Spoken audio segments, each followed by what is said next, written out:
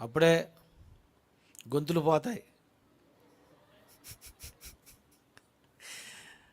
ఏమనుంది?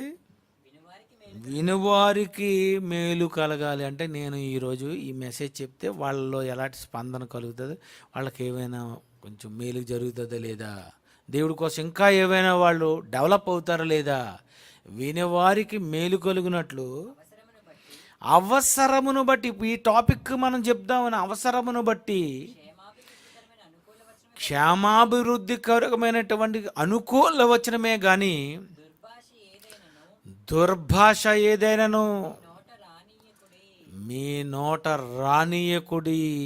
చూసారా, దుర్భాష ఏదైనాను మీరు నోట రానియకుడి.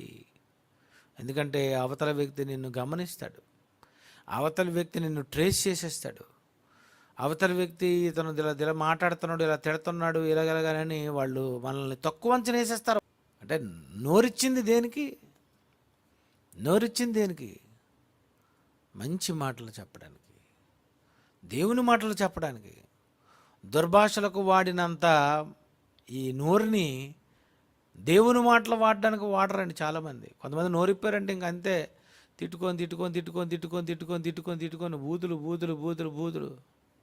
ఎవరో ఒక అతను ఉన్నాడట, ఓరు నాయన అతను నెట్లో వచ్చాడంటే బాబు ఇంకా మరి తిట్లాటండి చెప్తున్నారు.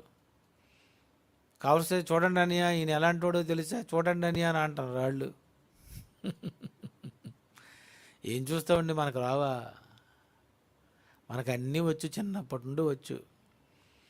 తిట్లకి బూతులకి అర్థాలు తెలియవా?